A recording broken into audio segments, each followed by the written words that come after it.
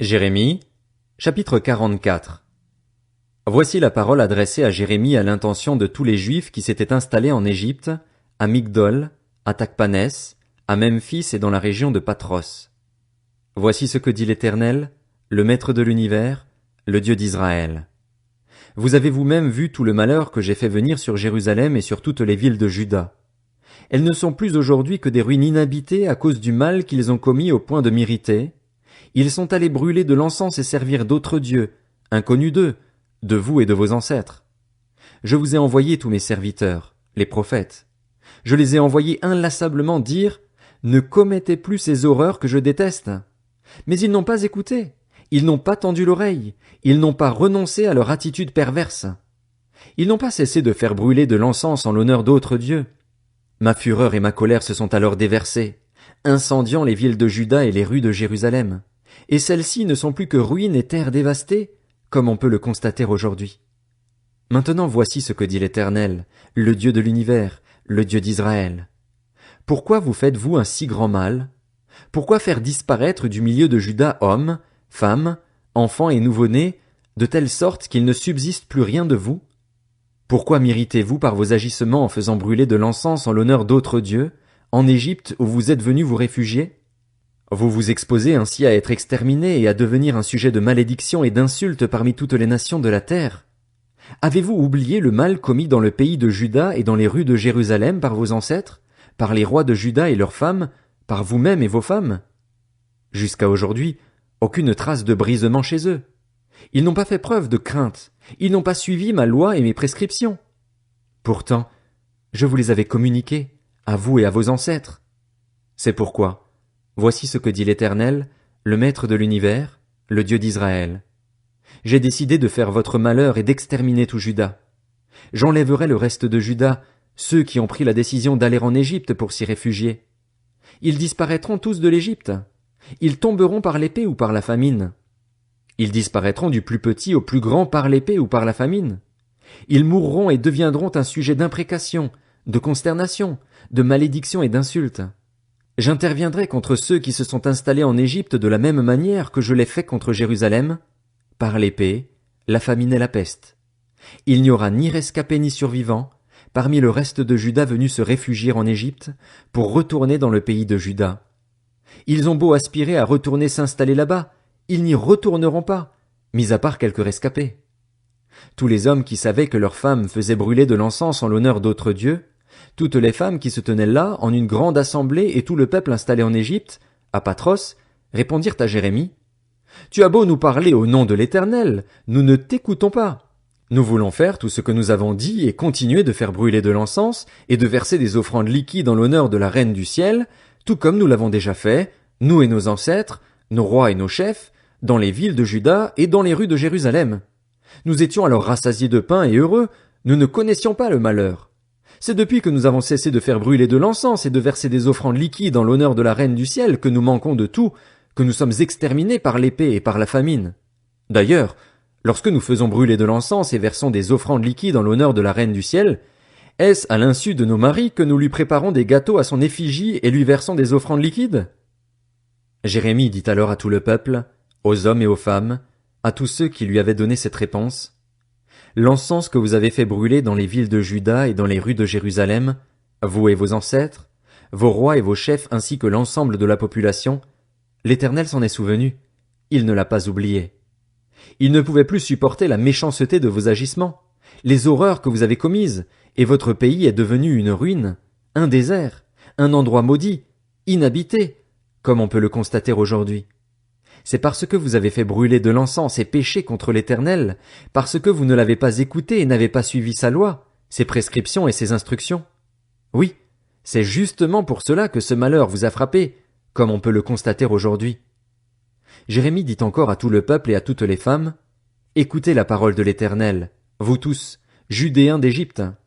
Voici ce que dit l'Éternel, le Maître de l'univers, le Dieu d'Israël. Vous et vos femmes avez formellement déclaré, tout en le confirmant par vos actes, nous voulons accomplir les vœux que nous avons faits en brûlant de l'encens et versant des offrandes liquides en l'honneur de la Reine du ciel. Eh bien, vous respecterez vos vœux et les accomplirez jusqu'au bout. Écoutez donc la parole de l'Éternel, vous tous, Judéens installés en Égypte. Je jure par mon grand nom, dit l'Éternel, que plus aucun homme de Juda ne fera appel à mon nom, que dans toute l'Égypte plus personne ne dira, le Seigneur est vivant, c'est l'Éternel. Je vais veiller sur eux pour leur malheur et non pour leur bien. Tous les hommes de Juda qui se trouvent en Égypte seront éliminés par l'épée et par la famine, jusqu'à leur extermination complète.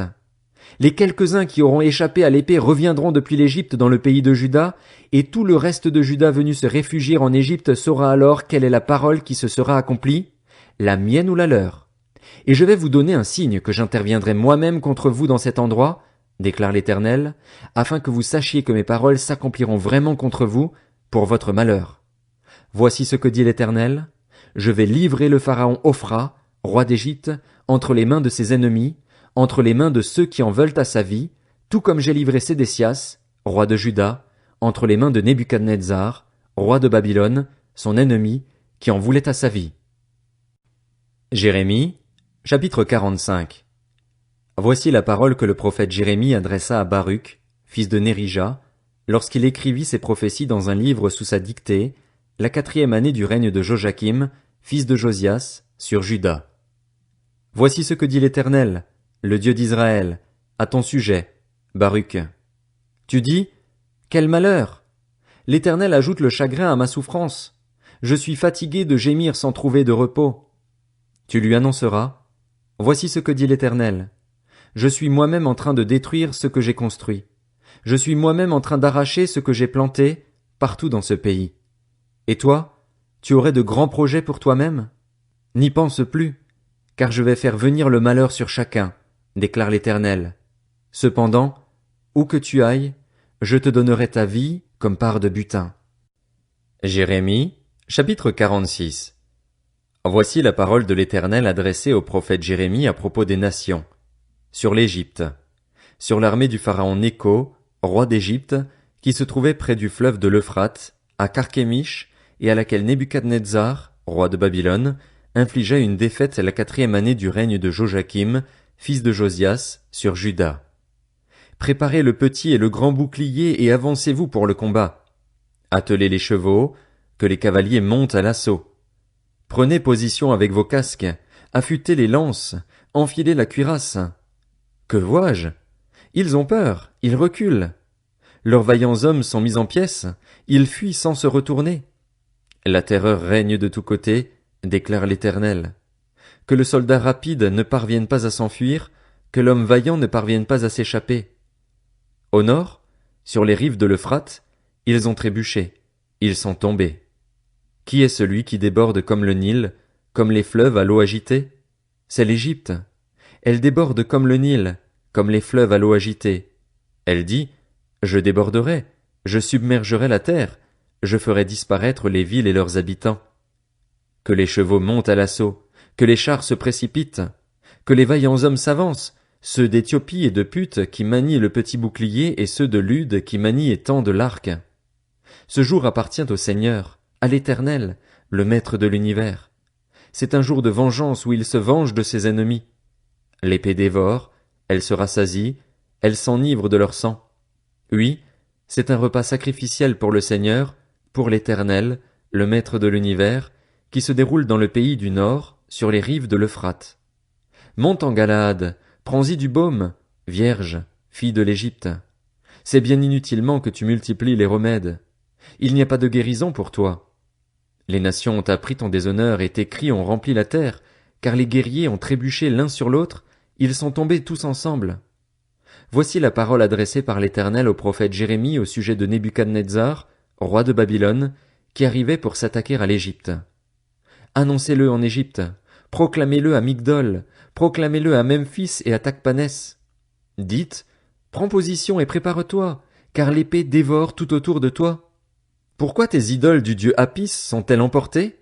Ce dieu ne tient pas debout parce que l'Éternel le renverse. Le nombre de ceux qui trébuchent augmente. C'en est au point qu'ils tombent les uns sur les autres. Ils disent, retournons au plus vite vers notre peuple, dans notre pays natal, loin de l'épée destructrice. Là-bas, ils disent à propos du Pharaon, du roi d'Égypte, il fait beaucoup de tapage, mais il a laissé passer la bonne occasion. Je suis vivant, déclare le roi, celui dont le nom est l'Éternel, le Maître de l'univers. Aussi vrai que le Tabor figure parmi les montagnes et que le Carmel s'étend jusqu'à la mer, il arrive. Prépare tes bagages pour partir en exil, habitante de l'Égypte, car la ville de Memphis deviendra un sujet de consternation, elle sera incendiée et inhabitée. L'Égypte est une très belle génisse, mais le temps arrive du nord, il arrive. Même ces mercenaires, qui étaient pareils à des veaux engraissés au milieu d'elle, tournent le dos. Ils prennent la fuite en masse. Ils ne résistent pas, car le jour de leur malheur fond sur eux, le moment d'intervenir contre eux est venu.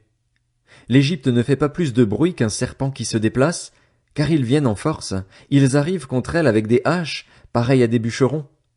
Ils abattent sa forêt bien qu'elle soit impénétrable, déclare l'Éternel, car ils sont plus nombreux que les sauterelles. On ne peut pas les compter. La fille de l'Égypte est couverte de honte, elle est livrée entre les mains du peuple du Nord. L'Éternel, le Maître de l'univers, le Dieu d'Israël, a dit, « Je vais intervenir contre le dieu Ammon de No, contre le Pharaon, l'Égypte, ses dieux et ses rois, contre le Pharaon et ceux qui ont placé leur confiance en lui. Je les livrerai entre les mains de ceux qui en veulent à leur vie, entre les mains de Nebuchadnezzar, roi de Babylone, et de ses serviteurs. Cependant, après cela, l'Égypte retrouvera sa situation passée, déclare l'Éternel.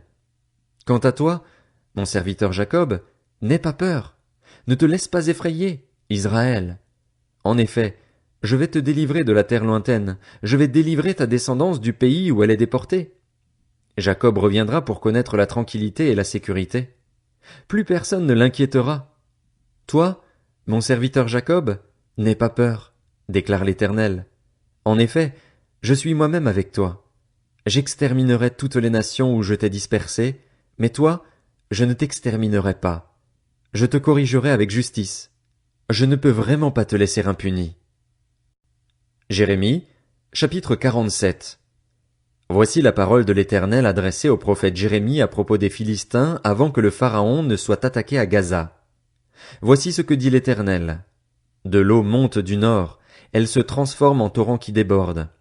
Elle va inonder le pays et ce qu'il contient, les villes et leurs habitants. Les hommes pousseront des cris. Tous les habitants du pays hurleront à cause du fracas que feront les sabots de ces puissants chevaux, à cause du tremblement de terre provoqué par ces chars et du vacarme de leurs roues. Les pères ne feront plus attention à leurs enfants, tant ils manqueront de force. En effet, le jour arrive où tous les Philistins vont connaître la dévastation. Ils seront éliminés de Tyr et de Sidon, tous les survivants qui auraient pu les secourir, car l'Éternel va semer la dévastation parmi les Philistins, parmi ceux qui restent de l'île de Caphtor. Gaza est tondue, Ascalon est réduite au silence.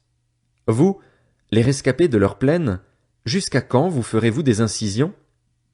Épée de l'Éternel, quand te reposeras-tu enfin? Rentre dans ton fourreau et reste tranquille. Comment te reposerais-tu? L'Éternel lui a donné ses ordres. Là-bas, il lui a désigné Ascalon et le rivage de la mer.